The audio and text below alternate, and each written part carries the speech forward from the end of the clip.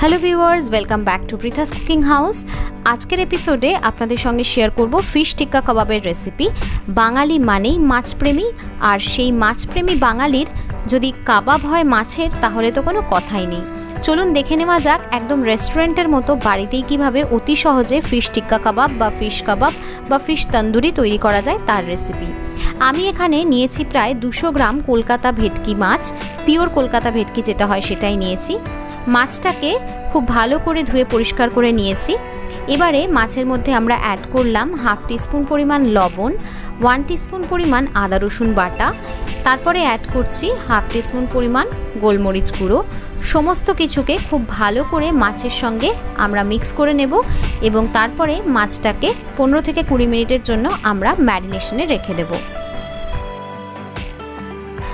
মাছটা যতক্ষণে ম্যারিনেশন হচ্ছে ততক্ষণে আমরা অন্য একটা মশলার পেস্ট তৈরি করে নেব। তার জন্য নিয়ে নিলাম একটা মিক্সিং বোলের মধ্যে অ্যাড করছি 2 টেবিল স্পুন পরিমাণ টক দই।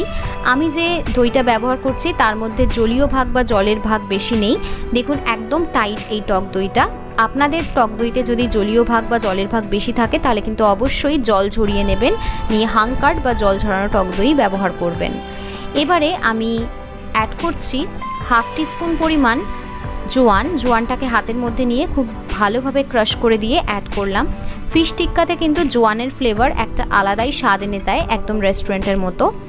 এবারে আমি অ্যাড করছি 2 টেবিল স্পুন পরিমাণ মতো কাশ্মীরি রেড চিলি পাউডার, যাতে সুন্দর একটা কালার হয় তার জন্য। রেস্টুরেন্টে রেড ফুড কালার ব্যবহার করে। এবারে আমি অ্যাড করছি 1/4 টিস্পুন পরিমাণ হলুদ গুঁড়ো। আমি ফুড কালার ব্যবহারের পক্ষপাতী নই, সেই জন্য আমি কাশ্মীরি রেড চিলি পাউডার দিয়েই কাজ চালাচ্ছি। এবারে বাইন্ডিংয়ের জন্য আমি অ্যাড করছি 1 টেবিল স্পুন পরিমাণ বেসন, তারপরে অ্যাড করছি 1/2 টিস্পুন পরিমাণ জিরে গুঁড়ো। এবারে অ্যাড করছি 1/4 টিস্পুন পরিমাণ গরম মশলা গুঁড়ো। এই গরম মশলাটা দিলে কিন্তু দারুণ সুন্দর একটা ফ্লেভার হয়। তারপরে অ্যাড করছি আবারও 1/2 টিস্পুন পরিমাণ ধনে গুঁড়ো। এবার অ্যাড করছি 1/4 টিস্পুন পরিমাণ নর্মাল রেড চিলি পাউডার বা লাল লঙ্কার গুঁড়ো, যাতে সুন্দর একটা ঝাল ভাব হয় তার জন্য। এবার অ্যাড করছি 1 টেবিল স্পুন পরিমাণ আদা রসুন বাটা। তারপরে অ্যাড করছি স্বাদ অনুসারে লবণ। সমস্ত কিছুকে নেড়েচেড়ে খুব ভালো করে আমাদের মিক্স করে নিতে হবে।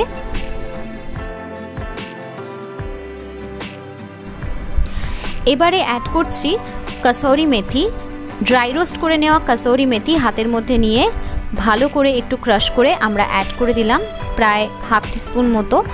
এতে খুব সুন্দর একটা ফ্লেভার হয় ফিশ টিক্কার মধ্যে বা ফিশ কাবাবের মধ্যে, একদম রেস্টুরেন্টের মতো।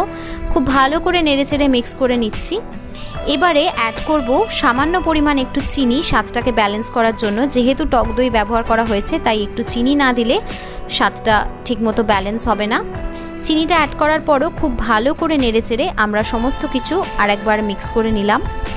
এবারে আগে থেকে যে ভেটকি মাছটা আমরা ম্যারিনেট করে রেখেছিলাম সেই মাছের পিসগুলো এক এক করে আমরা নেব এবং যে মশলাটা তৈরি করলাম সেই মশলার মধ্যে খুব ভালোভাবে আমাদের এই মাছের পিসগুলোকে মাখিয়ে নিতে হবে।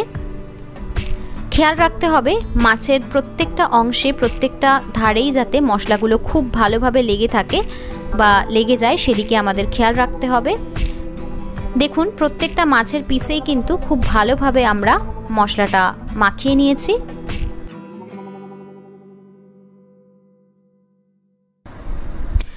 এবারে আমি অ্যাড করছি প্রায় 1 টেবিল স্পুন পরিমাণ সর্ষের তেলটা আমি আগে অ্যাড করতে ভুলে গেছিলাম, তাই আমি এখন অ্যাড করছি। আপনারা চাইলে কিন্তু মশলাগুলো যখন আমরা সব অ্যাড করছিলাম তখনও অ্যাড করতে পারেন। সর্ষের তেলটা দিলে সুন্দর একটা ফ্লেভার আসে আর মশলাটাও ভালোভাবে মাছের গায়ে লেগে থাকে। খুব ভালো করে আবারও সমস্ত কিছু আমরা মিক্স করে দিলাম। এবার এই মশলা সমেত মাছটাকে আমরা 1.5 থেকে 2 মিনিটের জন্য ম্যারিনেশনে রাখবো। খুব বেশিক্ষণ ম্যারিনেশনে রাখার দরকার নেই, তাহলে কিন্তু জল ছাড়তে পারে মশলার গা থেকে। এবার একটা ফ্রাইং প্যান নিয়ে নিয়েছি। ফ্রাইং প্যানের মধ্যে অ্যাড করেছি সামান্য পরিমাণ একটু তেল। আমি এখানে সাদা তেল ব্যবহার করছি, আপনারা চাইলে সর্ষের তেল অথবা ঘি বা বাটার দিয়েও করতে পারেন। তেলটা যখন ভালোভাবে গরম হয়ে যাবে তখন তেলের মধ্যে আমরা আগে থেকে এই মশলায় ম্যারিনেট করে রাখা মাছের পিসগুলো এক এক করে দিয়ে দেব এবং মাছগুলো দেওয়ার পর মাছের চারিপাশে মশলা দিয়ে দেব, মানে মশলায় যাতে মাছের পিসগুলো ভালোভাবে কোট হয়ে থাকে সেদিকে আমাদের খেয়াল রাখতে হবে, তবেই কিন্তু সুন্দর একটা কাবাবের টেস্ট পাওয়া যাবে। এই ফিশ টিক্কা কাবাব করতে খুব বেশি তেলের প্রয়োজন হয় না, যেহেতু এটা কাবাব জাতীয়, তাই সামান্য পরিমাণ একটু অয়েল ব্রাশ করার মতো তেল হলেই কিন্তু রান্নাটা খুব ইজিলি হয়ে যায়। আর যেহেতু আমি পিওর ভেটকিতে করছি, ভেটকি মাছ খুবই নরম আপনারা জানেন, তাই এটা তৈরি হতেও একদমই বেশি সময় লাগবে না। তো দেখতেই পাচ্ছেন সবকটা মাছের পিসই আমি কড়াইতে অ্যাড করে দিয়েছি এবং খুব ভালো করে মাছের চারিপাশটা মশলায় কোট করে দিয়েছি। 2 মিনিট পর আমরা মাছের পিসগুলোকে একটু উল্টে দেব, যাতে মাছের অপর পাশটাও ভালো করে প্রপারলি কুকড হয় বা নরম হয়। মাছের পিসগুলো উল্টানোর সময় আমাদের একটু কেয়ারফুলি উল্টোতে হবে, কারণ এক্ষুনি বলছিলাম যে ভেটকি মাছ কিন্তু অত্যন্ত নরম মাছ, তাই একদম তাড়াতাড়ি নরম হয়ে যায়, তাই উল্টানোর সময় ভেঙে যাওয়ার সম্ভাবনা থাকে, তাই খুব সাবধানে কিন্তু আমাদের মাছগুলোকে উল্টে দিতে হবে। উল্টে দেওয়ার পর 2 মিনিট হয়ে গেছে, অপর পাশটাও 2 মিনিট ধরে রান্না হয়ে গেছে। এবার আবারও খুব সাবধানে আমরা মাছগুলোকে আর একবার একটু উল্টে দেব। মাছগুলো কিন্তু দেখেই বোঝা যাচ্ছে একদম প্রপারলি কুকড হয়ে গেছে, মানে নরম হয়ে গেছে, কিন্তু মশলাগুলো হয়তো এখনও প্রপারলি অতটা কুকড হয়নি, যার কারণে এই অবস্থায় যদি আমরা মাছগুলোকে তুলে নিই তাহলে মশলার কাঁচা গন্ধ বেরোতে পারে। তো সেই জন্য আমরা আরও একবার উল্টে দিচ্ছি সমস্ত মাছের পিসগুলোকে। এইভাবে উল্টে পাল্টে প্রায় 7 থেকে 8 মিনিট ধরে আমরা মাছগুলোকে ভালোভাবে কুক করে নেব, যাতে মাছ এবং মশলা দুটোই একদম প্রপারলি কুকড হয়, সেদিকে আমাদের খেয়াল রাখতে হবে। তো দেখুন 7 থেকে 8 মিনিট এরকম উল্টে পাল্টে মাছগুলো আমরা রান্না করে নিয়েছি।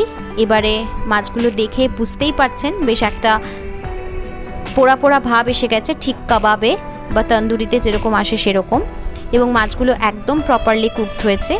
আমাদের ফিশ টিক্কা কাবাব বা ফিশ কাবাব বা ফিশ তন্দুরি একেবারে রেডি টু বি সার্ভড। এবার গরম গরম আমরা এই ফিশ টিক্কা সার্ভ করতে পারি। একটা ফিশ টিক্কা কাবাব একটুখানি ভেঙে আপনাদের দেখিয়ে দিই। দেখুন জাস্ট আমি চামচটা দিলাম আর সঙ্গে সঙ্গে কত ইজিলি মাছটা কেটে গেল, দেখেই বুঝতে পারছেন একদম প্রপারলি কুকড হয়েছে। মাছের টেক্সচারটা দেখেও বোঝা যাচ্ছে এবং মাছটা এত ইজিলি কেটে গেল দেখেও বোঝা যাচ্ছে। তো এইভাবে বাড়িতে অতি অবশ্যই একবার ফিশ টিক্কা কাবাব তৈরি করে দেখুন, আশা করছি সকলের খুব ভালো লাগবে। বাড়িতে গেস্ট এলে অ্যাজ আ স্টার্টার এটা আপনারা সার্ভ করতে পারেন। রেসিপিটা ভালো লাগলে ভিডিওটাতে অতি অবশ্যই একটা লাইক করে দেবেন এবং ভিডিওটা সকলের সাথে শেয়ার করে দেবেন। খুব শিগগির হাজির হব পরবর্তী এপিসোডে। Till then bye by.